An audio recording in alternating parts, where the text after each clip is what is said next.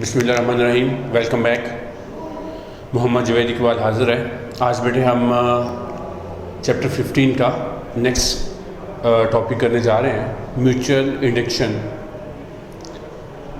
इससे पहले जो मैंने जब हमने बेटा Faraday law of electromagnetic induction पढ़ रहे थे तो मैंने आपको बताया था कि उसकी इलेक्ट्रोमैग्नेटिक इंडक्शन में वो जो Faraday law of electromagnetic induction है बेटा बहुत सिग्निफिकेंट है। उसके बाद हमने लेंस लॉ देखा। ये दो जो टॉपिक हैं, Faraday law of electromagnetic induction and Lenz law, इनको बेटा अगर आपने इलेक्ट्रोमैग्नेटिक इंडक्शन को समझना है तो ये दो टॉपिक आपको समझना बहुत ज़रूरी है और मैंने बहुत अच्छे से उनको एक्सप्लेन किया है। उम्मीद करते हैं इंशाल्लाह उसमें आपको प्रॉब्लम नहीं हुआ होगा। तो आज का जो टॉपिक है, इससे एक तो हमें ये भी आइडिया होगा कि जो Faraday law of electromagnetic induction है उसको बैकबोन क्यों कहा जाता है इलेक्ट्रोमैग्नेटिक इंडक्शन का, उसका भी आइडिया हो जाएगा आपको। और दूसरा बेटा जो लेंस लॉ है उसकी क्या सिग्निफिकेंस है वो भी यहाँ पे क्लियर हो जाएंगी, क्योंकि जो लेंस लॉ मैंने आपको समझाया था यहाँ पर हम उसकी सिग्निफिकेंस भी देखेंगे और Faraday law of electromagnetic induction भी देखेंगे। तो जो हमारा आर्टिकल है म्यूचुअल इंडक्शन, सबसे पहले मैं ये बता दूं बेटा इसकी क्या सिग्निफिकेंस है। म्यूचुअल इंडक्शन हमारी डेली लाइफ में कहाँ एग्जिस्ट करती है। हम जो इलेक्ट्रिसिटी घरों में यूज़ कर रहे हैं ये म्यूचुअल इंडक्शन के प्रिंसिपल ही की वजह से हम तक पहुँच रही है।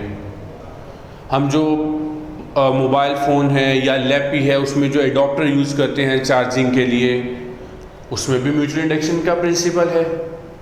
इवन के जो चार्जिंग कार है हमारे पास या फिर ये जो चार्जिंग टूथब्रश है, इसमें म्यूचुअल इंडक्शन का प्रिंसिपल ही है जो हम यूज़ कर रहे हैं डेली लाइफ में इनको।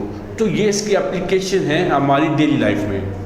तो अब हम देखते हैं कि म्यूचुअल इंडक्शन होता क्या है। लेकिन अगर हम वर्ड पे थोड़ा कॉन्सेंट्रेट करें, म्यूचुअल मतलब ये होता है कि कोई हमने दो क्वाइल्स लिए हैं, उनमें जो अंडरस्टैंडिंग है उसको बेटे हमने स्टडी करना है, ये होता है म्यूचुअल। अब यहाँ पर अंडरस्टैंडिंग कैसी होगी क्वाइल्स में? म्यूचुअल इंडक्शन में हम ये देखेंगे कि अगर हमारे पास कोई एक सर्किट है जिसमें करंट वेरी हो रहा है, करंट क्या हो रहा है, वेरी कर रहा है, उसकी वजह से क्या आएगा बेटा, इसमें क्या प्रोड्यूस होगा, मैग्नेटिक फील्ड। और मैग्नेटिक फील्ड का वैल्यू हमें पता है, क्या मैग्नेटिक फील्ड का वैल्यू है, B = μ0 N/I। तो अगर किसी एक सर्किट में करंट चेंज होगा उसकी वजह से इसमें मैग्नेटिक फील्ड इंड्यूस होगा। अब वो जो मैग्नेटिक फील्ड है वो क्या होगा, जो पास रखी हुई कॉइल है उसमें भी लिंक करेगा। वो मैग्नेटिक फील्ड ऑफ लेंथ क्या करेंगी, वो पास पड़ी हुई जो सेकेंडरी कॉइल है उसमें भी लिंक करेंगी। जब उसमें लिंक करेंगी तो गैल्वेनोमीटर हमें क्या करेगा, डिफ्लेक्शन शो करेगा। हालांकि देखो बेटा ये प्राइमरी कॉइल है, इसमें हमने क्या अटैच किया हुआ है, इसको सीरीज में हमने, ये आपके पास सोर्स है वेरिंग अपना जो करंट का, ये रियर साइड है बेटा जो इस करंट को वेरी करेगा, पोटेंशियल डिवाइडर है, ये स्विच है। जैसे ही हम स्विच क्लोज करेंगे इसमें करंट फ्लो शुरू होगा और वो हम यहाँ से करंट को वैरी कर सकते हैं। उसके बाद ये जो सेकेंडरी कॉइल है इसकी कंस्ट्रक्शन में क्या है बेटा, उसमें सिर्फ हमारे पास कंडक्टर है जो आपने वाउंड किया हुआ है और गैल्वेनोमीटर है। इसके पास कोई इलेक्ट्रिकल एनर्जी का सोर्स नहीं है यहाँ पे अटैच। हम देखेंगे कि जब एक कॉइल में, जो फर्स्ट कॉइल है उसमें जब करंट वेरी हो रहा है तो हम उसके इफेक्ट सेकेंडरी कॉइल में देखेंगे। इसी को म्यूचुअल इंडक्शन बोला जाता है। सिंपली हम क्या कह सकते हैं इसको, सिंपली हम ये कहेंगे कि जो फर्स्ट कॉइल है उसमें जब करंट वेरी होगा तो जो साथ वाली सेकेंडरी कॉइल है उसमें ईएमएफ इंड्यूस होगा। इसी को बोला जाता है म्यूचुअल इंडक्शन। और इसमें जब ईएमएफ इंड्यूस होगा, अगर ये एक क्लोज सर्किट है तो उसमें भी क्या हो जाएगा, करंट इंड्यूस हो जाएगा। और हमें पता है कि जब इसमें करंट इंड्यूस होगा वो किस वजह से इंड्यूस हो रहा है, सेकेंडरी कॉइल में जो करंट इंड्यूस हो रहा है वो हो रहा है प्राइमरी कॉइल में जो करंट वेरी हो रहा है उसकी वजह से, और उसकी वजह से मैग्नेटिक फील्ड वेरी हो रही है, उसकी वजह से इसमें चेंज आ रहा है। तो ये जो इंड्यूस करंट है ये क्या करेगा, अकॉर्डिंग टू लेंस लॉ, जो आपको मैंने लास्ट लेक्चर में बेटा क्लियर करवाया था। अब लेंस लॉ के अकॉर्डिंग क्या होगा कि इसमें जो करंट इंड्यूस हुआ है इसमें फ्लक्स के चेंज होने की वजह से मैग्नेटिक फील्ड क्या हो रहा है, बढ़ रहा है। तो ये इंड्यूस करंट खुद को इस तरह से ओरिएंट करेगा कि इसमें करंट की वजह से जो मैग्नेटिक फील्ड बने वो इस मैग्नेटिक फील्ड को अपोज करे। क्लियर?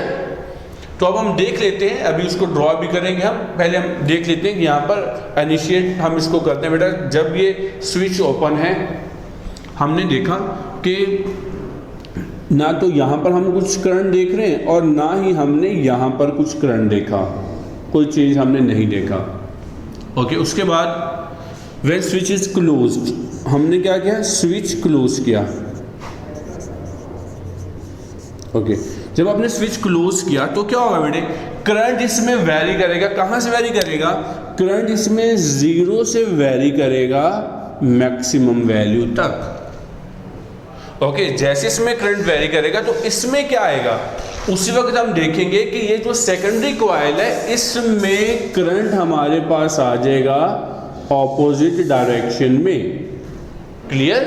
करंट ऑपोजिट डायरेक्शन में आएगा ना बेटा। देखो अगर यहाँ से, क्योंकि ये करंट 0 से कहाँ पे जा रहा है, मैक्सिमम की तरफ, ये क्या हो रहा है, इंक्रीज हो रहा है। इसकी डायरेक्शन अगर ये है तो ये वाली कॉइल क्या करेगी, ये इसको अपोज करेगी, तो इसमें डायरेक्शन ये हो जाएगी। तो इसलिए क्या बनेगा हमारे पास, अपोजिंग। ओके, उसके बाद कुछ देर बाद क्या हो जाएगा, जो करंट है वो कांस्टेंट हो जाएगा, क्योंकि हमने यहाँ पर ये जो बैटरी आपने कनेक्ट किया हुआ है, फॉर एग्जांपल ये 20 एम्पियर जो है वो प्रोवाइड कर रहा है, तो कुछ देर बाद क्या हो जाएगा, करंट कांस्टेंट हो जाना है। ओके, जब हमने देखा कि इसमें करंट क्या बन गया, कांस्टेंट, जब करंट कांस्टेंट हुआ फिर हमने देखा कि हमें यहाँ पर कोई डिफ्लेक्शन नहीं है सेकेंडरी कॉइल में। फिर जब आपने स्विच ओपन अपना स्विच आपने ओपन किया, स्विच क्लोज है, जैसे आप स्विच ओपन करेंगे तो क्या देख रहे हैं, अब करंट क्या हो रहा है, मैक्सिमम वैल्यू से कहां पे जा रहा है, मिनिमम वैल्यू तक। अगेन चेंज हो रहा है। जब ये चेंज होगा तो अब इसमें क्या आ जाएगा, पॉजिटिव। मतलब यहाँ पे नेगेटिव पॉजिटिव का मतलब कि ये लेंस लॉ को यहाँ पे ओबे कर रहा है कि यहाँ पर अगर ये करंट बढ़ रहा है तो ये इसको क्या करेगा, डिक्रीज करेगा, इसलिए नेगेटिव साइन है। अच्छा, यहाँ पर क्या होगा, यहाँ पर करंट अब क्या हो रहा है, मैक्सिमम से 0 पे जा रहा है, यहाँ पे करंट डिक्रीज हो रहा है, तो ये उसको क्या करेगा, इंक्रीज करने की कोशिश करेगा। क्लियर? अब हम देखते हैं कि जैसे ही हमने यहाँ पर इसमें जो है वो करंट अगर हमें इंड्यूस करवाते हैं, लेट्स सपोज अगर इसमें जो करंट इंड्यूस हुआ था उसकी अपना इसमें जो बैटरी से आपने करंट प्रोवाइड किया है, यहाँ पर हम इसको सिंपल ये समझ लेते हैं। ये तो बेटा वो थी जो टेक्स्ट बुक पर डायग्राम बनी हुई है, अब मैं इसको सिंप्लीफाई कर रहा हूँ। हम ये अज्यूम कर लेते हैं कि यहाँ पर आपने क्या कर दिया, कोई अल्टरनेटिंग सोर्स आपने प्रोवाइड कर दिया करंट का।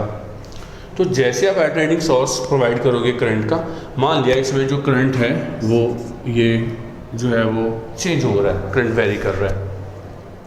अब देखो जो करंट इसमें वेरी होगा तो उसकी वजह से हम इसको अगर यूँ हम ले लेते हैं राइट हैंड में, इस कॉइल को पकड़ लेते हैं, तो मान लिया कि ये डायरेक्शन है हमारे पास, ये मैग्नेटिक फील्ड है, तो हम ये मान लेते हैं कि उसकी वजह से जो फील्ड ऑफ लाइन प्रोड्यूस हो रही है इसमें, magnetic field of line assume कर रहे हैं। अगर बेटा वो इस तरह से देखो, ये क्योंकि ये यहाँ से इसमें जाएंगे, ये देखो ऐसे है, ये अगर हम इसको ये देखो ये है, तो उसी वक्त ही क्या होगा, ये इस तरफ जा रही है, तो ये जो सेकेंडरी कॉइल है वो क्या करेगा, वो इस तरह से करंट इंड्यूस करेगा।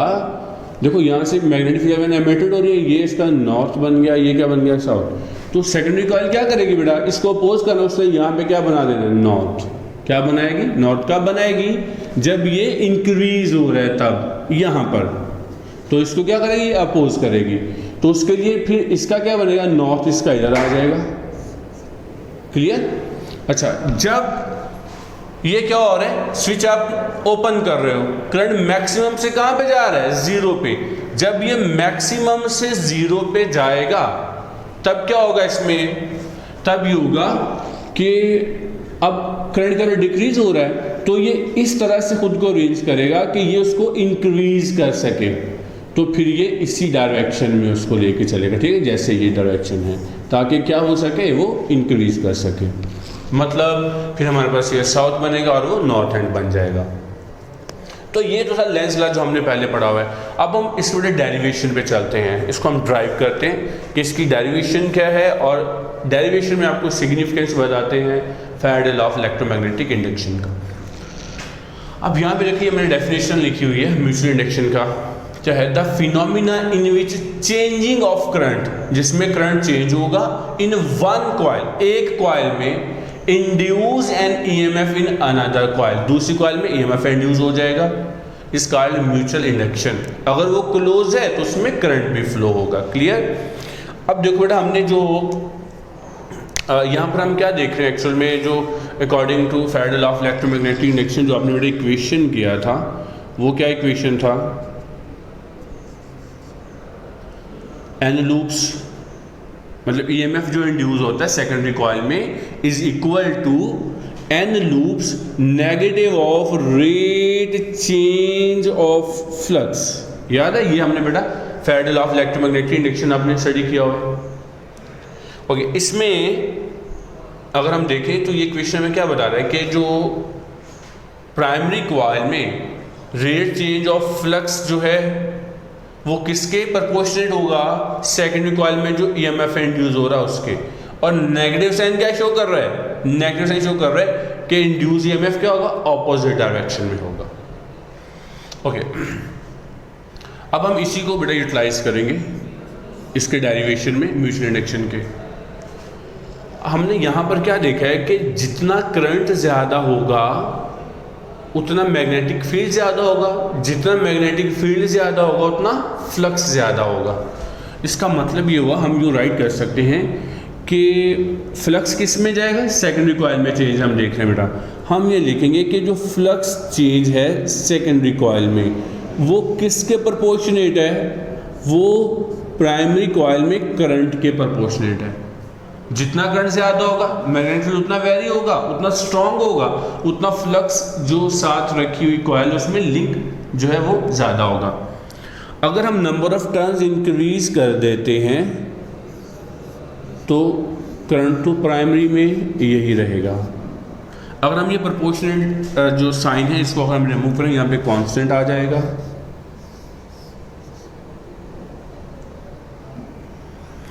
ओके, ये एस मतलब सेकेंडरी कॉइल की मैं बात कर रहा हूँ, ये पी प्राइमरी। अब हम जब ये प्रोपोर्शनलिटी हटाएंगे, यहाँ पर म्यूचुअल इंडक्शन है तो हम एम प्लेस कर देंगे,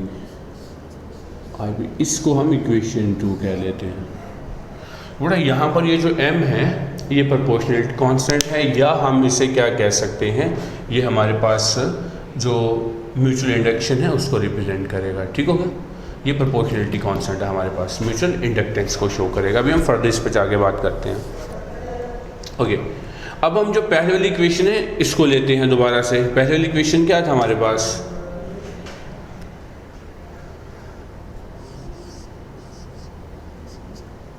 negative n into del phi over del t. अगर हम एन को इसके साथ लिंक करें फाई के साथ, तो हम लिख सकते हैं यहाँ पर N into phi over del T. ये डेल मैंने यहाँ ले लिया फाई। ओके, उसके बाद बेटा अब देखो यहाँ पर ये n इंटू फाई किसके इक्वल है, अभी हमने ऊपर देखा था n इंटू फाई किसके इक्वल आ गया, m इंटू आई पी के। ये हम यहाँ इक्वेशन में पुट कर देते हैं।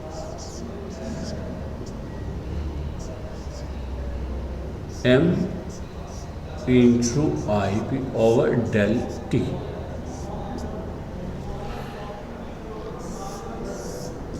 ओके, तो ये जो इक्वेशन है इसमें m क्या है, वो कांस्टेंट है, प्रोपोर्शनलिटी कांस्टेंट है, उसका डेल से कोई लिंक नहीं है। तो हम इस इक्वेशन को यूं राइट कर सकते हैं,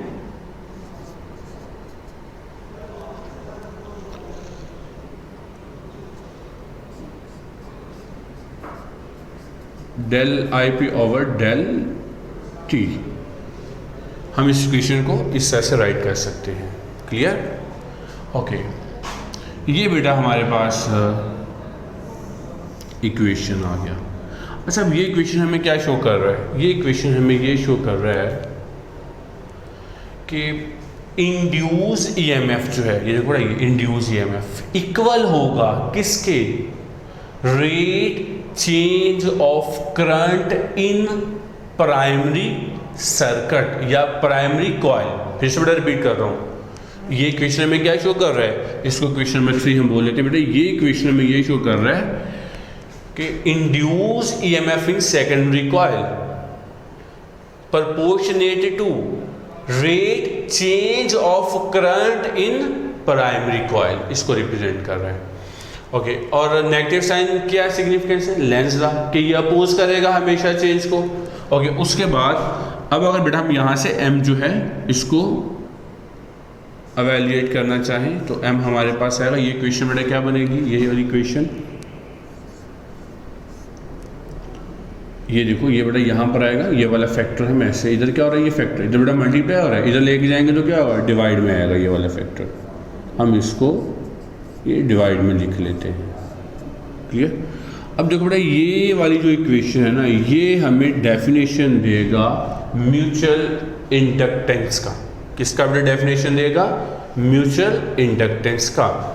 तो म्यूचुअल इंडक्टेंस का डेफिनेशन लिखिए, क्या हो सकता है? इस इक्वेशन को मैथमेटिकल फॉर्म देखिए, म्यूचुअल इंडक्टेंस का डेफिनेशन हो सकता है।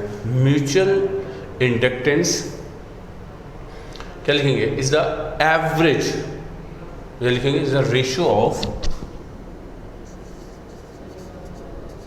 Mutual inductance is the ratio of average EMF induced in secondary coil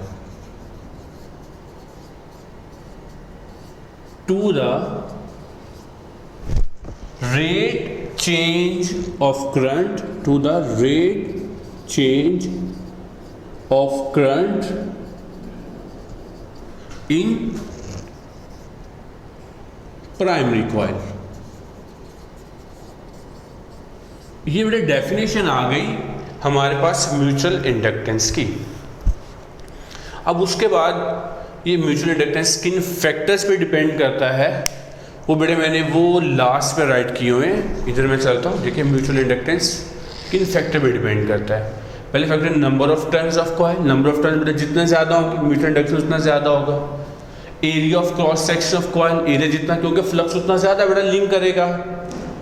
closeness of coil, देखो ये प्राइमरी कॉइल है और ये मान सेकेंडरी कॉइल, जितने बड़े ये क्लोज होंगे उतना क्या हो जाएगा? फ्लक्स जो है वो इसके ज़्यादा से ज़्यादा स्ट्रेंथ में जाएगा।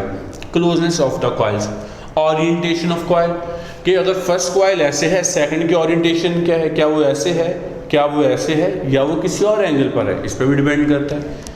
नेचर ऑफ कोर मटेरियल, कि आपने यहाँ पर जो कोर है, अगर आपने जो वायर को वाउंड किया हुआ है, अंदर आपको फेरोमैग्नेटिक मटेरियल मतलब आयरन मटेरियल ले रहे हो या कोई और मटेरियल ले रहे हो, तो उससे भी क्या हो जाएगा? जो मैग्नेटिक स्ट्रेंथ है वो इंक्रीज हो जाएगी। तो ये फैक्टर्स थे जिस पे ये डिपेंड कर रहा था। उसके बाद बेटा हम चलते हैं लास्ट पे, हम इसके यूनिट्स पे चलते हैं। हम यूनिट्स डिफाइन करते हैं इसके। ओके, तो यूनिट्स बेटा यहीं से हम ड्रॉ करते हैं। देखो ये हमारे पास है। अब जो अगर हम इसी इक्वेशन को देखें, ये वाली इक्वेशन है जो म्यूचुअल इंडक्टेंस की है। अगर आप यहाँ से यूनिट ड्राइव करना चाहें तो क्या यूनिट्स आते हैं आपके पास? ये बेटा ईएमएफ क्या है? वोल्ट में आता है, तो ये आपके पास आ जाएगा वोल्ट। ओके, उसके बाद क्या बेटा? ये क्या था? करंट किस में लिया जाता है? एम्पेयर में ओवर सेकेंड। तो हम इसको यूँ राइट कर सकते हैं बेटा कि volt second per ampere. Clear? क्योंकि बेटा ये ऊपर जाएगा, सेकेंड वोल्ट सेकेंड बनेगा और ये पर एम्पेयर बन जाएगा। हम ये इसका यूनिट डिफाइन कर सकते हैं। और ये बेटा इक्वल होता है हेनरी के। याद रखना ये एसआई यूनिट है इसका। म्यूचुअल इंडक्शन का जो एसआई यूनिट है वोल्ट सेकेंड पर एम्पेयर है, which is equal to henry. जो बेटा किसके इक्वल है? हेनरी के इक्वल है। हम इसको ये याद रखना है कि हम इसको ओहम सेकंड भी लिख सकते हैं, ये ओहम सेकंड के इक्वल भी होगा। क्लियर? ओके, अब हम बेटा हेनरी को डिफाइन कर लेते हैं। देखिए हेनरी हम यहाँ से, क्योंकि हेनरी किसके इक्वल है, इसी के इक्वल है ना बेटा। अगर हम यहाँ से हेनरी को डिफाइन करना चाहें, इसका मतलब है एम की जगह पर हम लिखते हैं हेनरी एच। देखो किसके इक्वल होगा, ये आप किसको शो कर रहे हैं, ये वोल्ट को शो कर रहा है। अगर हमारे पास 1 वोल्ट एम्पियर, उसके बाद ये क्या है अपना 1 वोल्ट, उसके बाद ये करंट आएगा बेटा हमारे पास 1 एम्पियर ओवर 1 सेकेंड। ओके, अब यहाँ से हम हेनरी को डिफाइन कर सकते हैं। ओके, करिए डिफाइन इसको देखते हुए, और ये आपने कहाँ से ड्राइव किया, ये बेटा आपने इस फार्मूला से ड्राइव किया हुआ है। ओके, अब हेनरी की यहाँ पे डेफिनेशन हम कैसे कर सकते हो, ये एक्चुअली क्या है, the mutual induction will be 1 Henry, mutual induction will be 1 Henry if क्या आएगा हमारे पास 1 वोल्ट ईएमएफ। ठीक हो गया बेटा, 1 volt EMF in secondary coil, क्योंकि सेकेंडरी कॉइल में इंड्यूस होगा ना, ये किस में इंड्यूस होगा, सेकेंडरी कॉइल में। तो हम क्या लिखेंगे 1 volt EMF induce in secondary coil when current changing, current किस में चेंज हो रहा है बेटा, ये primary coil, when current changing in primary coil at the rate of 1 ampere per second. मैं फिर से रिपीट कर दूं, उसको फिर सुनिए बेटा।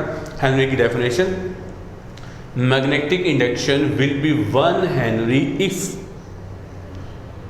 1 volt of ampere 1 volt of EMF in induce in secondary coil when the change of current in primary coil 1 ampere per second.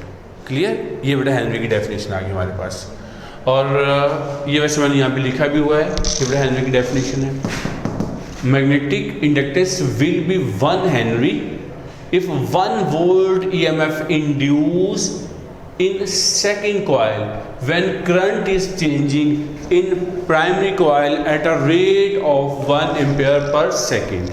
ये बड़ा इसकी डेफिनेशन आ गया। अब इसके बाद हम इसके जो नेक्स्ट बड़ा लेक्चर में देखेंगे कि सेल्फ इंडक्शन क्या होता है। यहाँ तक बड़ा म्यूचुअल इंडक्शन जो था वो आपका कंप्लीट है, आपको मैंने बता दिया इसकी सिग्निफिकेंस क्या है, जो बेटा आपने अच्छे से प्रिपेयर करना है और इनके नोट्स साथ साथ तैयार करते जाइए। अल्लाह हाफिज़।